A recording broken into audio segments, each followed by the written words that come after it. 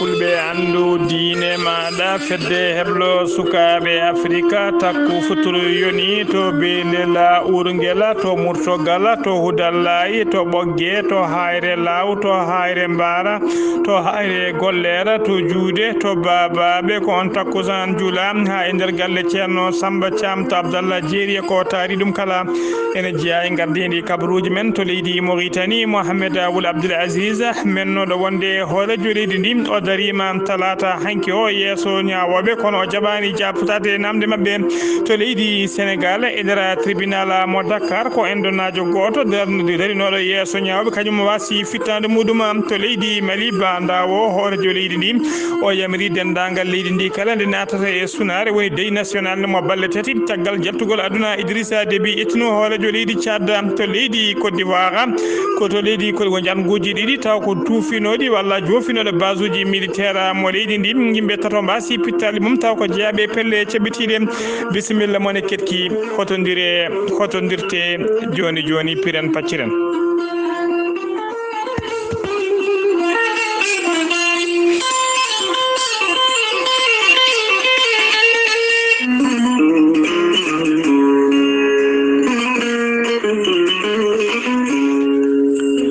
Ceerno Djibisi ko wittiyanke ledde safriyanke safaruji fina tawa. Ceerno Djibisi komo Allah lubiri gandal hande jaadindo gandanawal e balawal kala. Ceerno Djibisi ko laabaɗo l'istikhara moƴƴuɗo longal bawɗo halwa. Ceerno Djibisi ne safra rafiji kewɗi ɗi jiida cirol omo safra wonduɓe kista fibrom dogam sitta rewɓe ronkuɓe sowade e rewɓe ɓe darottaki kala. Ceerno Djibisi ne yawrana ustoraɓe goragu jippiɓe e leeso eɓe mani mumen moƴƴani walla joguiɓe maniyu setta kala omo safra jomumen ha jiita koyemumen hano hannirta ni. Ceerno Djibisi ene jogui leɗɗe e fannuji ɗiɗi hen fannu goto so tawi a mimiɗen leɗɗe fodde sappo e tati rafi comiɗe e ɓandu maɗa ina jalta ha laaɓa hano hannirta ni. Fannu goɗɗo so tawi a ƴettiɗen leɗɗe fodde sappo e jeenayi rafine yaltayma ha laaɓa. Ceerno Djibisi kollaɓɗo reedu malaɗo wune. Ceerno Djibisi so yenanama ka miskin Allah ala halisa aga miskin Allah omo safruma Allah ɓolo taw hay buuɗa yoɓani so wona taw noon ko wodduɓe rafiji ɗiɗi woni on mo hoore mum wenciti ha haɓɓa walla janowo bargal ko ɓe woni ɓe o safrita Allah ɓolo. Ceerno Djibisi so tawi aɗa sohli ƴewgal so tawi aɗa acci inde maɗa inde nene maɗa so yurnani mama cikkata mataw ko nder ɓernde ma o hoɗi walla mataw wol kalanɗomo alhaali maɗa saabu ala ko heddata haydara. Ceerno Djibisi ene wiya dendagal kilineɓe mum e oɗo saaha joni mo tawe to base makko tawatede nder Nouakchott lamorgo leydi Mauritanie to legal bitegal ne tetta sara jeere ne tetta numéro makko ko goto ko 47 22 80 84 ko kañum kadi woni numéro makko WhatsApp omo jogui base makko kadi ene tawe e nder leydi Mali to ñoro leydi Mali woni toon ko miñi ko laaɓade golle ɗe ene wiya Samba Sy numéro muɗum on ko 00 223 92 22 94 71. Ceerno Djibisi ne wiya dendagal kiline mum kala garowo yo tinno yo addor nokku to waɗiri ayeji mum e safaruji mum omo andina kiline makko kadi lewru korka ndu dartinani golle ɗe koko jokki ɗum noon mbadden danɗo faade e Ceerno Djibisi mo Allah luɓiri hande gandal hano hannirta ni.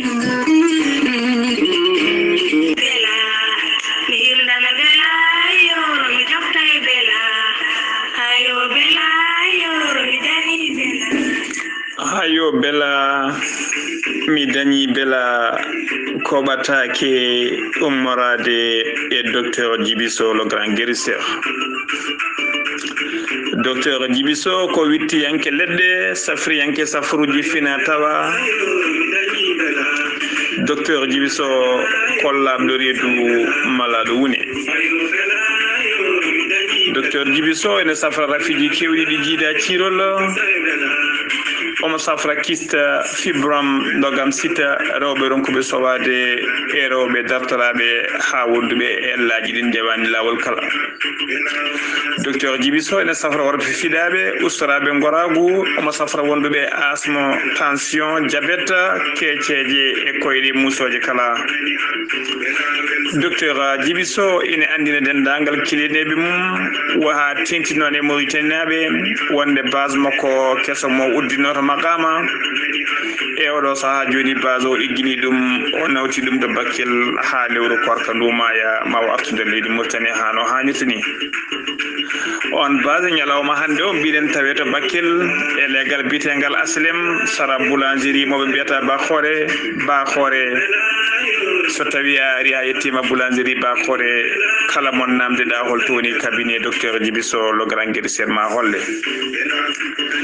le grand guérisseur docteur Djibiso ene andina dendagal kiline makko base makko ha joni heddi to Dakar base makko kadi nan to Kidira ñalawma hande o non ha wona balle omo tawe to base makko keso tawateɗo to Bakel le grand guérisseur docteur Djibiso ene andina yimɓe kadi so ɓooyi to ummimata Bakel fati Kidira heddoto base Bakel o ko musidɗo makko almudo makko miñi ko biteɗo makki ɓam ko laaɓaɗo golle bawɗo gadduɗo leɗɗe le grand guérisseur docteur Djibiso ne andina dendagal kileneɓe mum kala jiɗɗo ɗo ko ɓuuri labde mbatta ko 77 244 92 81 walla mbaɗa 78 85 72 47 walla mbaɗa numéro makko WhatsApp ko 00 223 70 85 72 47 docteur Djibiso ene wiya on safroyade ɓuuri safroyede kettode kaburuktimon e demgal pula Afrique, Asie, Europe, Amérique, Moyen-Orient, Océanie.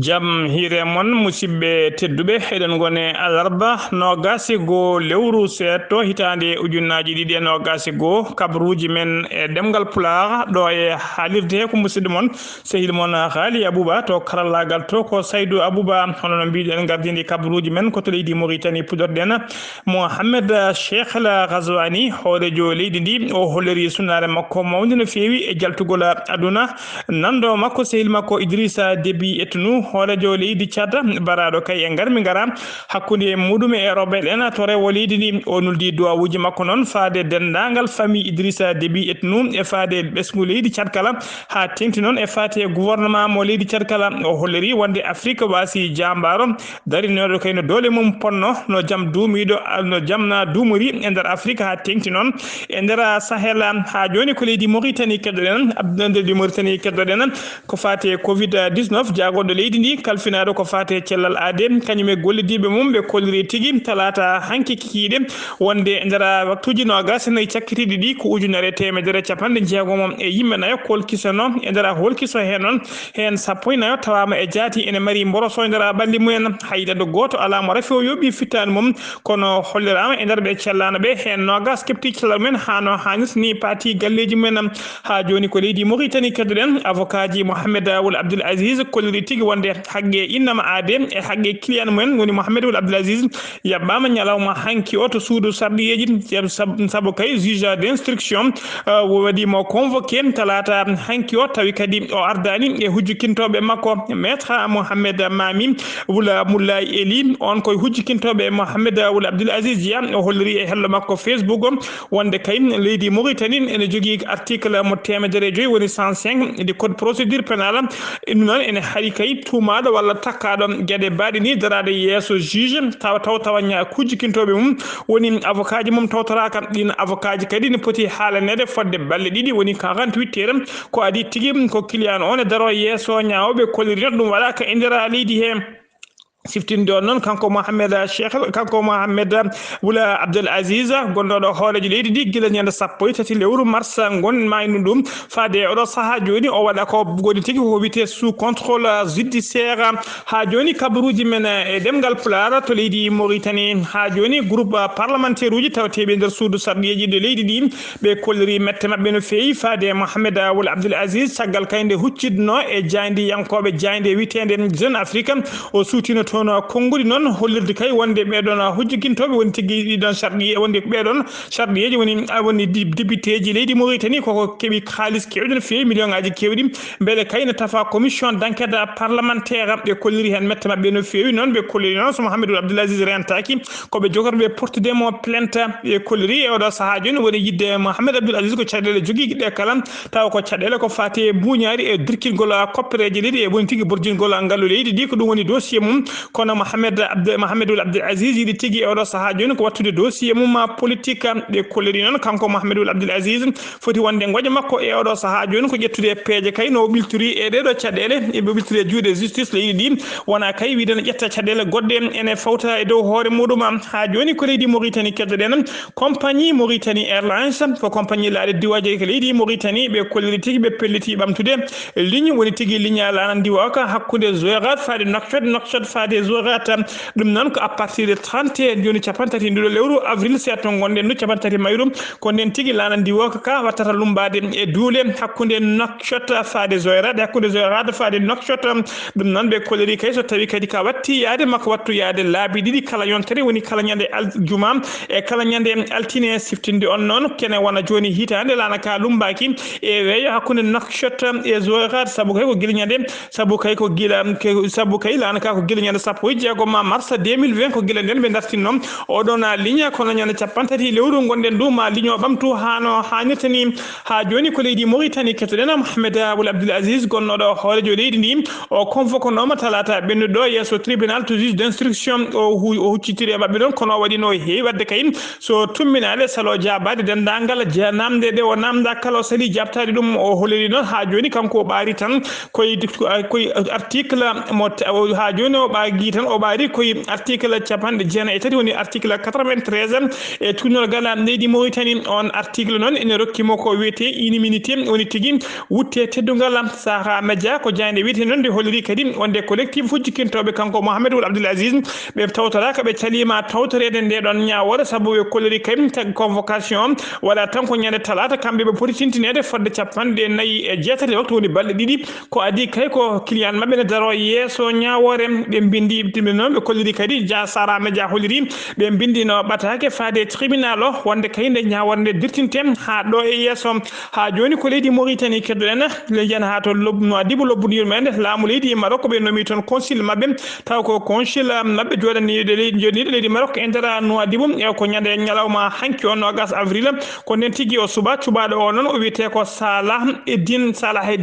Salaheddine Boul Hourouz ko on tigui suba e oɗo saaha joni waɗa consul leydi Maroc to Nouadhibou ha joni kabaruji men e ɗemgal Pulaar so numimata leydi Mauritanie koto leydi Sénégal paɗen Abdoulaye Diouf Sarr ko jagorɗo leydi Sénégal kalfinaɗo ko fate cellal aade kañum e gollidiɓe mum ɓe keeɓi mbaɗi noɓe keewi wadde kala subaka saga 10 heures so huccidde ɓesgu leydi ndi andina ɗumen ko fate bulletin de santé mo leydi Sénégal to rafi moros coronavirus o yarata e oɗo saaha joni ɓe kolliri noon nder waktuji 24 cakkitiɗi ɗi e nder jokki leydi he kala ko ujunere e temedde jeegom capanɗe nayo e jeenayo neɗɗo kolkisa noon e nder ɓen holkisaɓe hen capanɗe jeeɗiɗo e nayo tawama e jaati ene mari moroso e nder ɓalli mumen to ɓetama to banggue pourcentage ene holliri tigui nder temedere hen kala hen 4,49% ko fiɗaɓe e nder ɓen capanɗe jeeɗiɗo e nayo fiɗaɓe hen capantati ko memodirnoɓe wonduɓe rafi woni contact suivi heddiɓe ɓe kala ko ka communautaire noon woni tigui ƴettuɓe rafi o tawa hay goto men anda to ƴetti rafi o ɓe kolliri kadi e nder ɓe cellano ɓe hen capanɗe jeegomo e jeetato kepti cellal men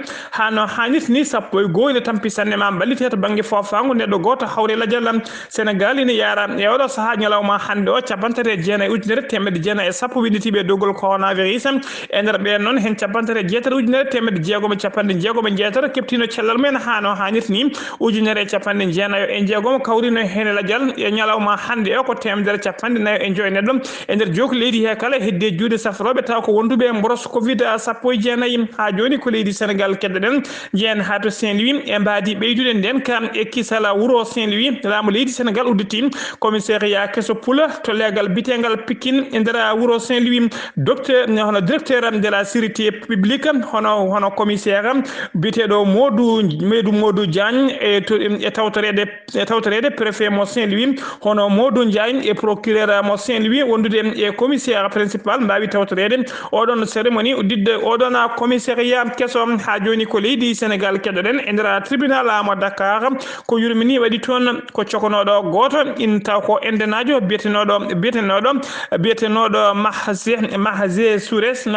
noon ko endenajo ko kañum adduno ñalawma hanki o so suudu tribunal toon gam yawdarade yeeso ñawoɓe caggal noon nde o waɗa tigui to wiite box woni cuurona tokson taw kadi ko tumaɗo poɗɗo ñawede foti darade kay ha nodde ko toon tigui o hawri ladialla hollirama noon koko wiite crise cardiaque ko kañum yooɓi fittadu makko kanko noon ko guila kanko noon ko hanki o fonno ñawede tribunal flagrant délit mo Dakar ko toon o fonno darade yeeso ñawoɓe taw kadi kanko jaltude aduna ko chef d'entreprise o wonno ko endonajo hono makko kañum tigui tumnamo portimo plainte ko wiite abus de confiance ko ɗum sabino noon o nanga oɗo saaha kala guila ñande nogas tati lewru mars ko nanga noon ko ñalawma hanki o fonno darade yeeso ñawoɓe ñalawma hanki o kadi o waɗi crise cardiaque toon to tribunal to ko toon o yalti aduna ha joni ko leydi Sénégal keddoɗen jeen ha to Casamance